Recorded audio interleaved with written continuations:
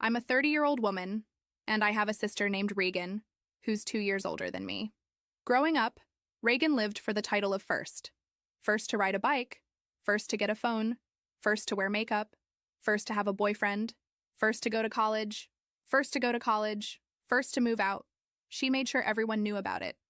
Even when no one asked, she'd bring it up like she was running some invisible race where only she knew the rules. When I got into the same university as her just 2 years later, and for a completely different major, she didn't congratulate me. She didn't even pretend to be happy.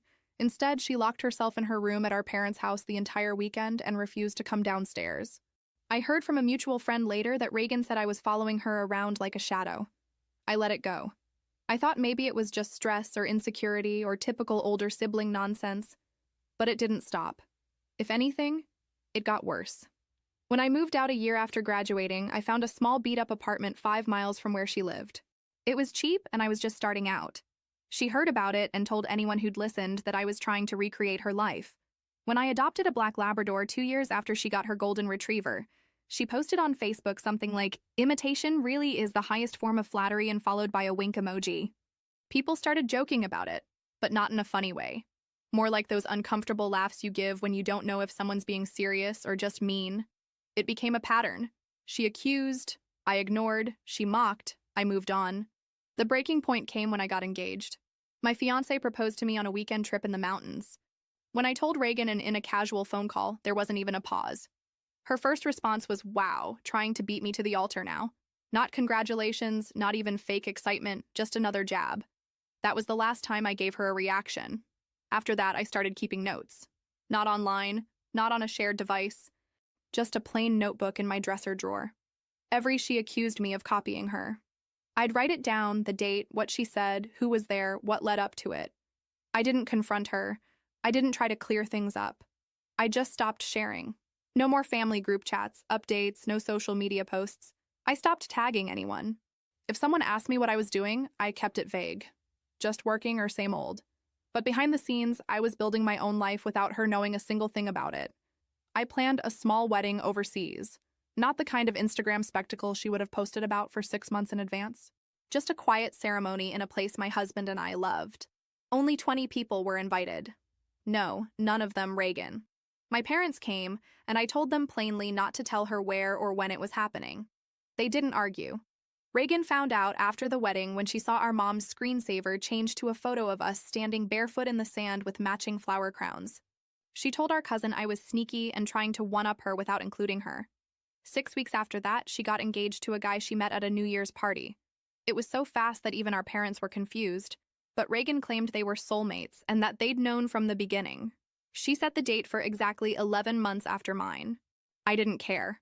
I'd stopped comparing a long time ago. I had a job I loved, a husband who actually liked being around me, and a home that felt like mine.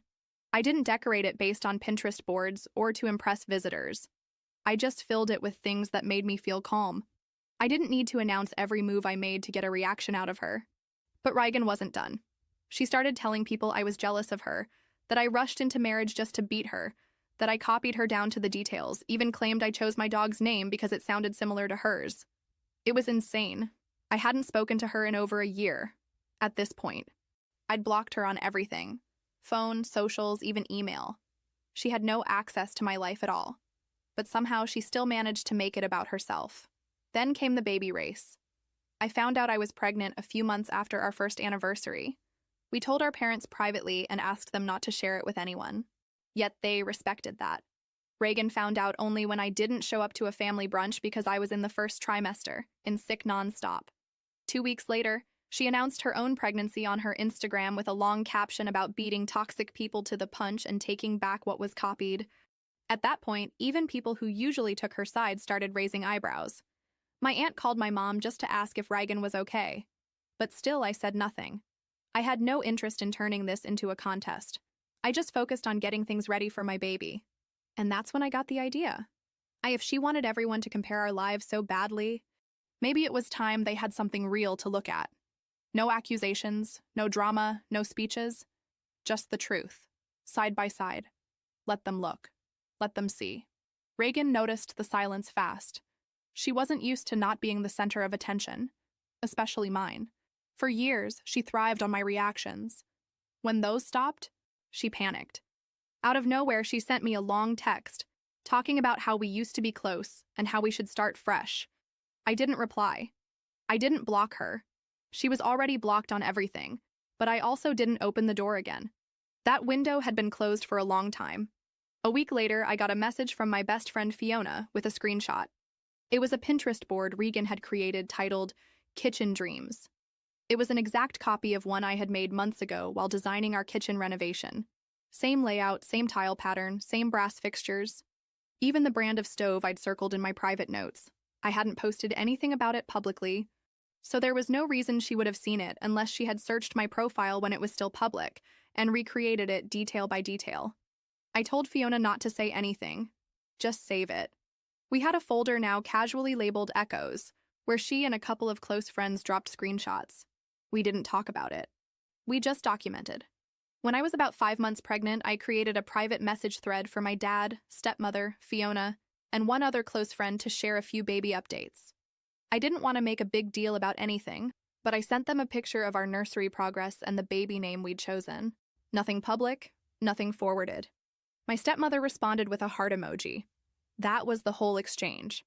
3 weeks later, Regan posted a photo of herself and her fiancé holding a chalkboard sign. We've decided. Baby coming soon. She wasn't pregnant. The caption made that clear. But she made sure to say they had just decided to try and were so excited to start this new chapter. The timing wasn't lost on anyone. That was the moment I went fully offline. I told everyone close to me not to send her anything. No pictures, no casual mentions, no hints. If she wanted to know what I was doing, she'd have to guess because I wasn't giving her anything else to copy. Then came my baby shower. It was a quiet gathering, just a few close friends, at a little tea room near where we lived. I had ordered a maternity dress online, a soft blue wrap style with embroidered flowers near the hem. I had sent a screenshot of it to my best friend while deciding between 2 options. I never posted it. Didn't even leave a review. At the next family dinner, 2 weeks after the shower, Regan showed up wearing the exact same dress. Same fit, same floral embroidery. Same shoes I had worn to the shower, down to the brand. Nobody said anything directly, but I watched my dad glance at my stepmother with a confused expression. The table felt tense in a way I'd never seen before. Even Regan's fiancé seemed uncomfortable. I didn't say a word, just helped myself to dessert, made light conversation, and left early. While I was on maternity leave, I started a small side business selling handmade nursery decorations. It was just something to keep my hands busy during the long newborn nights. I didn't announce it anywhere except to a few people in a group text. I made little things, mobiles, wall hangings, personalized name signs, and listed them on a quiet Etsy shop under a brand name I hadn't used before. 3 months in, Fiona forwarded me another Instagram post from Regan. She had launched her own children's decor line. The product photos looked eerily similar to mine. She'd even used a website builder template that matched mine almost exactly. The product names were the same style. She followed the same packaging color scheme I'd chosen. It wasn't just similar, it was mirrored. That time, I documented everything. The website launch date, the domain registration, the original product photos from my phone with timestamps, the Etsy confirmation emails, even the raw files I'd saved while editing. Still, I didn't message her. I didn't make a post. I didn't tell anyone in the family. But the folder labeled Echoes doubled in size. My husband had kept his mouth shut about it for a long time.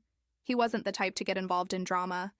But after the decor business situation, he sat down next to me at the kitchen table, held up his phone with Regan's site open, and just said, "She's obsessed with you." I told him I didn't need to fight it. I just needed to keep building quietly. At the next family dinner, I brought a small photo book I had made of our baby's first month. Nothing flashy, just printed pages with captions bound in linen. I passed it to my stepmother, who immediately started flipping through it and tearing up my dad to see it next. Then my uncle, then his wife. People cooed, smiled, laughed at some of the captions. Regan didn't even try to look at it. Instead, she started talking loudly about her future baby plans, how she was planning to do a monthly photo shoot with professional backdrops, how she had already booked a newborn photographer for next year, and how she was thinking about writing a baby book from the point of view of the baby itself. Nobody asked her to stop. Nobody argued, but nobody matched her energy either. They had already seen what real looked like. My daughter turned 1 in early spring, and we kept it simple. A picnic at a park with close friends, some family, and a few toddlers from our building. We laid out blankets, brought sandwiches, fruit, and a small homemade vanilla sheet cake I had baked the night before. I tied a soft pink ribbon in her hair and printed out a few baby photos to hang from the trees. Nothing extravagant, just warm, happy, and real. Half an hour in, Regan showed up. No text, no call. She hadn't been invited. She walked straight up to the picnic blanket, wearing a pale blush maxi dress identical in shade and cut to the one I had worn at my wedding. My husband spotted her first, blinked, then looked at me. Fiona glanced at the dress, then at Regan, then just shook her head. No one said anything, but everyone noticed. Nobody said anything, but everyone saw it. She approached the picnic blanket with that exaggeratedly delicate walk, as if she were stepping onto an improvised runway. And for a second, even the wind seemed to stop just to not ruin the scene she had planned. The dress was practically identical to the one I wore at my wedding. Same light fabric, same discreet blush tone, same fluidity and movement. The difference was that, on me, it had been intimate. On Regan, it was a copy shouted out loud. She gave a forced smile, a high too embellished for someone who hadn't even been invited. My husband looked at me again, just with raised eyebrows. He didn't need to say anything. Fiona squeezed my hand discreetly, and my daughter was playing with dried leaves on the ground, completely oblivious to the theater. "What a cute place," said Regan, looking around as if she were evaluating the setting of a catalog. I was nearby and decided to stop by. Lie. Nobody just stops by a park closed for private events with named invitations. Nobody appears by chance wearing exactly the dress you wore on one of the most important days of your life. But I didn't fall for it. I just smiled, politely, and said, "What a coincidence. That dress is quite special to me." She blushed for a moment, pretended she didn't understand. "Really? Oh, I bought it online. It was on sale. Super basic." I didn't respond. I went back to cutting strawberries. I continued preparing small plates for the children. She stood there standing, looking like someone waiting for a spotlight to turn on. But it didn't come. Nobody invited her to sit. Nobody moved. The silence wasn't uncomfortable for me. But for her, it was unbearable. "Well, I brought a little present," she said, taking a bag that even matched the dress. Inside, a teddy bear with my daughter's name written wrong. On purpose. "How kind," I replied, picking up the bear with my fingertips and discreetly setting it aside. "She's so beautiful," Regan said, crouching down to my daughter's height. "It's going to be hard for her not to copy Mommy, right?" The provocation came as a whisper laced with venom, but I already had antibodies. "I hope she'll be free," I replied, looking into her eyes for the first time. There, for the first time, she blinked before I did. And then I understood. She hadn't come to see my daughter, nor to celebrate anything. She came to invade, mark territory, remind me that she was still watching, that she was still trying to compete for something I no longer even disputed. At that moment, as I watched her smiling forcefully, trying to make conversation with people, who politely diverted but with visible discomfort, something inside me clicked into place. I had spent years thinking that ignoring was enough, that I just had to close the curtains of my life and that's it. She would stop looking through the window. But Regan wasn't just a competitive sister. She was someone who lived in the shadow of her own delusions. And the more silence I made, the more desperate she became for control. But now, it wasn't just about me anymore. Now I had a daughter. And I refused to let my daughter grow up surrounded by this kind of energy.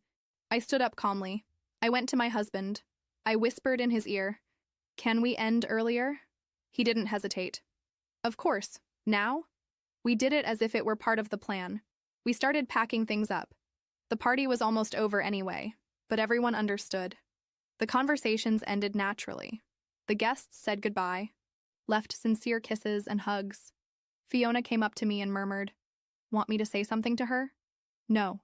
She'll understand on her own, or not, but I don't take care of that anymore." And with my daughter in my arms and my heart firm, I left the park. Without drama. Without a scene. But with the absolute certainty that this would be the last time Regan would cross a line without a response. This time, it wouldn't be just silence anymore. Now it would be distance. And protection. The party ended early, but what really ended that day was my patience. For years, I prided myself on my self-control. On silence. On letting Regan shout alone, compete alone, run alone on the track she herself invented. I thought that put me above the game. But that night, as I bathed my daughter and untangled the fine strands of her hair, I realized it wasn't about me anymore. She couldn't yet speak in complete sentences, but she already understood when something was strange. She already noticed the sideways glances, the uncomfortable presences. She deserved to grow up free. And that included being free from the shadow of someone who never accepted seeing me happy on my own. The next day, I sat with my husband and, for the first time, said out loud what I had been avoiding for a long time. I'm not going to ignore it anymore. I'm going to protect what we have, with whatever is necessary. I started with the basics, changed old passwords, deleted accounts that were still public, reviewed who had access to my personal email and my old number. I created a new group with only 5 trusted contacts, all informed. Nothing involving my life can leak to Regan. No photo, no phrase, not even a mention. Fiona helped me with everything. We created a new shared drive to store images of my daughter. Only those who knew why all this was happening had access. But what really disarmed me was what we discovered days later. Regan had done a photo shoot. Alone. With a fake belly. Yes, a fake pregnant belly. The photos were posted with ambiguous captions like, "The wait may be long, but love is immediate." Complete with hashtags like, "Our girl mom," "Our new chapter," "All only," "Those who feel now." No, she wasn't pregnant. She wasn't even trying anymore. She was imitating a pregnancy. Fiona sent me the images in the middle of the night. I was already asleep. I woke up with the notification, and I confess that for a second, I just stared at the screen trying to understand if it was real. It was. And at that moment, I knew that what I was facing wasn't just sister rivalry. It was obsession. Something that can't be fixed with empathy or silence. Something that needs limits, firmness, and real distance. The next morning, I went to my parents' house. I asked to talk, just the 3 of us. I looked them in the eyes and said with all the calm I could gather, "Either you respect my boundaries, or you won't participate in my life anymore." My mother cried. My father tried to justify. They talked about the love between sisters, the phases, how Regan always had this difficult temperament. But I wasn't there to hear explanations. I was there to establish a boundary. She invaded your granddaughter's birthday with a wedding dress. She took fake pregnancy photos without being pregnant. This isn't sister stuff anymore. This is unbalanced.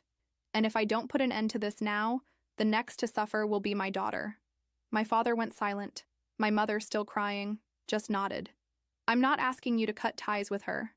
But if she asks something about me, about my daughter, about where we are, what we do, you have 2 options: lie or refuse to answer.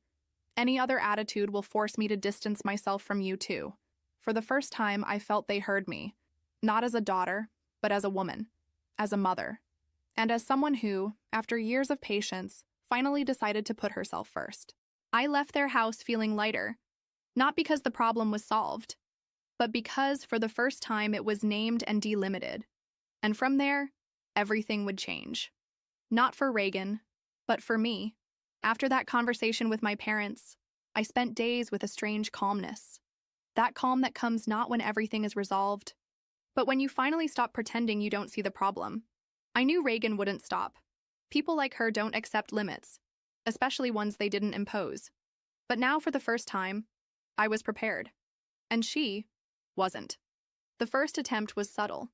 I was at the cafe where I usually work on lighter days. Quiet environment, with small tables on the sidewalk. That sound of dishes mixed with the sound of leaves swaying. I had already warned the few friends who used the same space. If she appears, don't talk to me. Don't give her an opening. The order now was to protect, not react. And there she was. She entered with the same theatrically soft steps, bag hanging on the side, hair done as if she were going to a TV interview. She sat 3 tables behind, ordered something just to be part of it, and kept watching me. Discreetly, of course. But I know the way. I didn't get up, didn't speak, didn't look. I continued typing as if she were just another shadow on that sunny morning. She stayed there for 23 minutes. Then she left.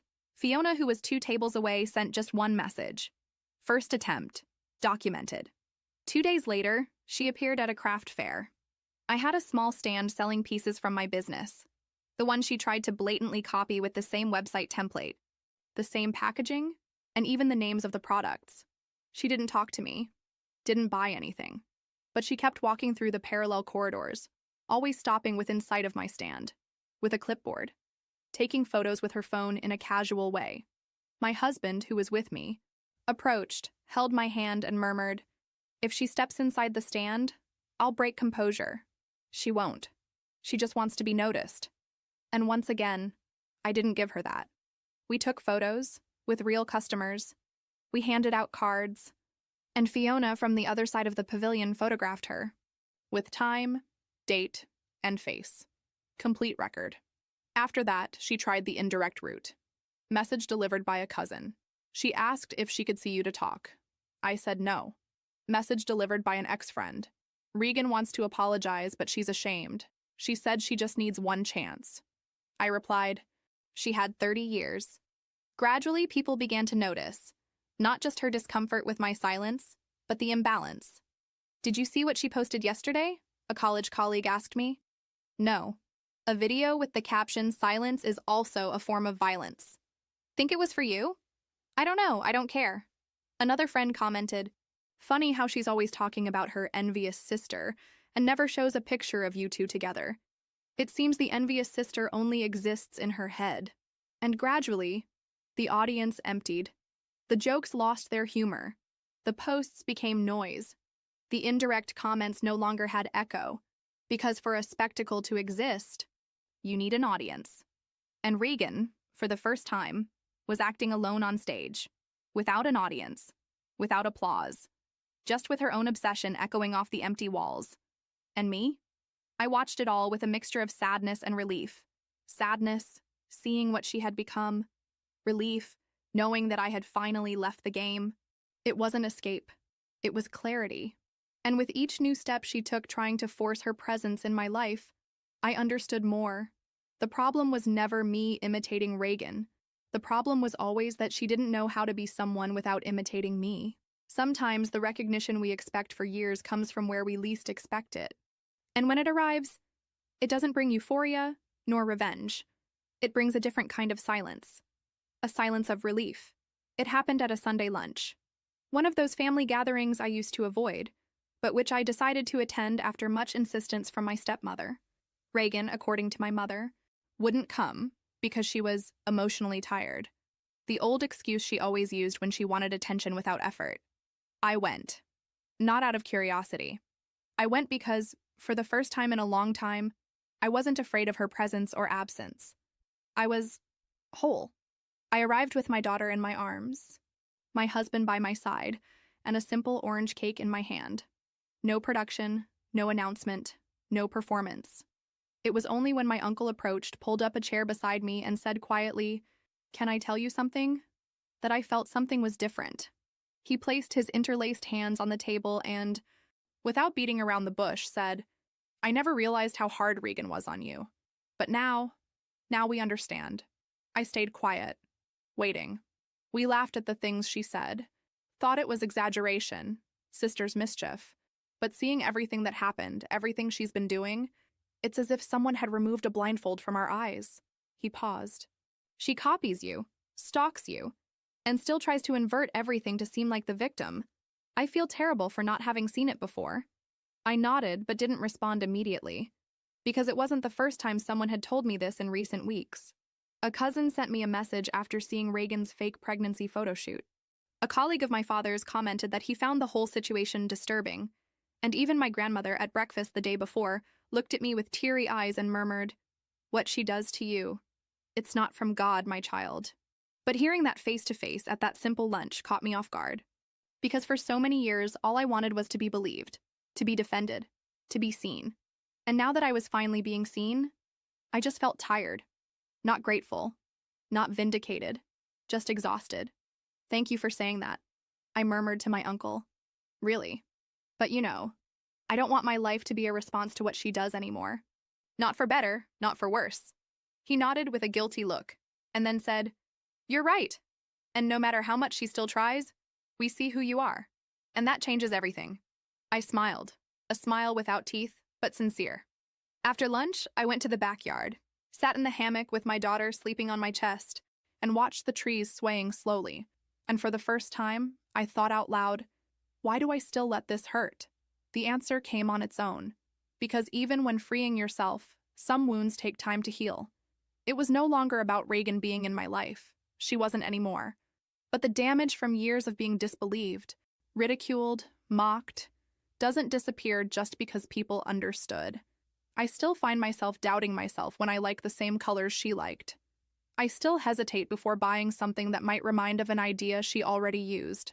I still feel tainted when someone compliments something that somehow might seem similar to her style. And that's what hurts the most. Because it's not enough to cut the bond. The chain still leaves a mark on the wrist. And if we don't take care, it becomes guilt that doesn't belong to us. But there, with my daughter breathing deeply in my lap, with the smell of grass and cake in the air, I decided I will heal. Not to prove anything. But so my daughter never grows up thinking that loving someone means chasing approval. From then on, I started writing again. Not in a hidden notebook like before, but for myself, for my story. To give back to myself the parts that Regan tried to swallow. And when I got up from that hammock, I knew the next step wasn't to distance Regan. The next step was to get closer to myself. My daughter was almost 2 years old when she pointed to an old photo and asked, with that curious and innocent way that only a child has, "Mommy, who's that lady from the strange party?" The photo was one of the few that remained of me still pregnant. I was smiling, wearing that light blue dress, surrounded by friends at my baby shower. And there, in a corner of the image, barely framed, appeared Regan, face turned to the side, harsh expression, and the same dress, copied, sewn with provocation. I swallowed hard.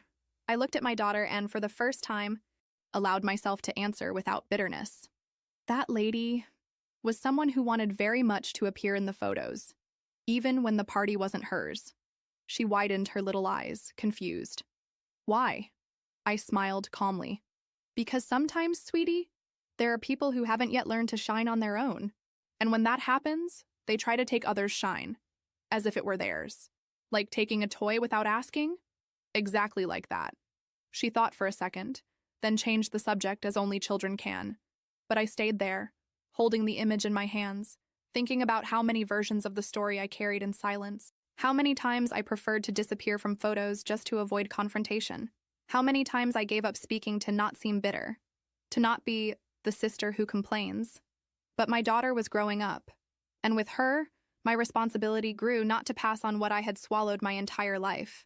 The legacy I wanted to leave her wasn't made of beautiful dresses or walls decorated with good taste.